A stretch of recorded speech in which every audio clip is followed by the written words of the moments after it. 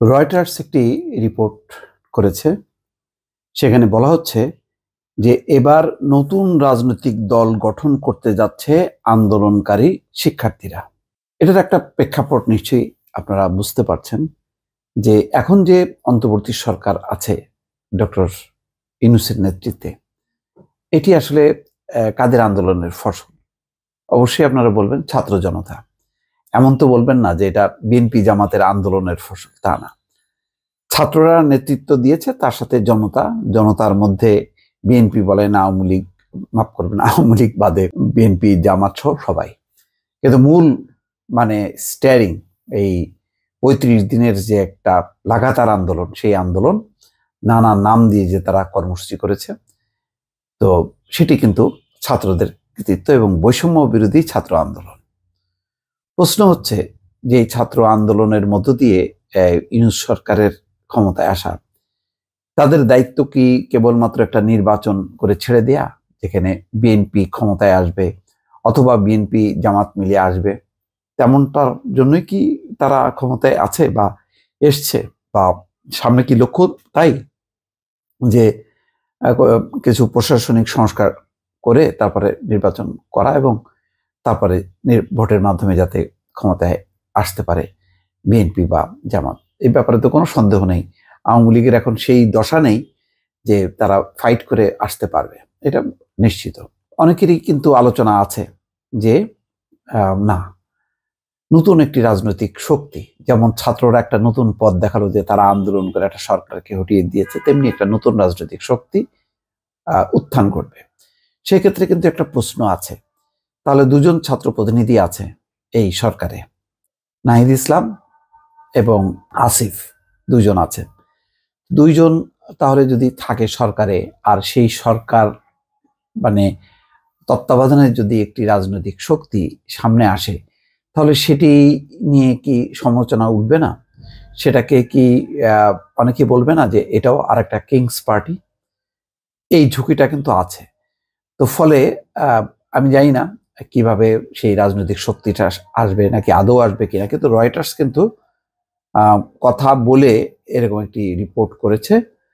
এখানে বলা হচ্ছে প্রধান দুই রাজনৈতিক দলের বাইরে গিয়ে নতুন দল গঠনের চিন্তা ভাবনা করছেন আন্দোলনকারী শিক্ষার্থীরা। মূলত দেশের সব জায়গায় সংস্কার আনতে নতুন রাজনৈতিক দল গঠন নিয়ে আলোচনা চালিয়ে যাচ্ছেন তারা।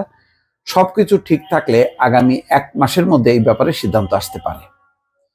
খেয়াল করবেন, এবারের আন্দোলনে কিন্তু অনেকেই বলছে যে আমরা এক স্বৈরাচারকে বিদায় করে আর এক স্বৈরাচারকে আনবো না। অনেকে আবার খোলা মেলাই বলছেন যে আওয়ামী লীগকে বিদায় করে আমরা বিএনপিকে আনতে এই লড়াই সংগ্রাম করছি না। তো এবং যারা আন্দোলনের একেবারে পরিচিত মুখগুলো এবং সাধারণভাবে যারা এসছে, তাদের মধ্যে কিন্তু কোনো আওয়ামী লীগ বিএনপির কোনো চেহারা দেখা যায়নি। তাদের স্লোগানে, তাদের বডি ল্যাঙ্গুয়েজে সবকিছু কিন্তু একটা ভিন্ন একটা আমেজ, যেটা কোনোভাবেই জামাত, শিবির অথবা বিএনপি সেটা কিন্তু মনে হয় না।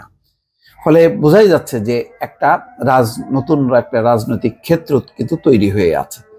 এখন এই ক্ষেত্রের উপর ভিত্তি করে, এই মাঠের উপর ভিত্তি করে নতুন একটি রাজনৈতিক দল কি আসলে সামনে আসবে, সেই সম্ভাবনা নিয়ে বা সেই পসিবিলিটি নিয়ে রয়টার্স রিপোর্টটি করছে। সেখানে বলা হচ্ছে দ্রুত সময়ের মধ্যে নির্বাচন দিতে অন্তর্বর্তী সরকারের কাছে দাবি জানিয়েছে প্রধান দুটি রাজনৈতিক দল, আওয়ামী লীগ ও বিএনপি। কিন্তু শেখ হাসিনাকে ক্ষমতাচ্যুত করার আন্দোলনে অংশ নেওয়া শিক্ষার্থীরা এমন দাবি প্রত্যাখ্যান করেছে। কারণ 15 বছরে 17 কোটি মানুষকে লোহার খাঁচার মধ্যে রেখে শক্ত হাতে দমন পীড়ন করেছেন শেখ হাসিনা। গত 15 বছরের এমন পুনরাবৃত্তি চান না আন্দোলনকারী শিক্ষার্থীরা। প্রায় 30 জনের সঙ্গে বাংলাদেশের বর্তমান পরিস্থিতি নিয়ে কথা বলেছে রয়টার্স।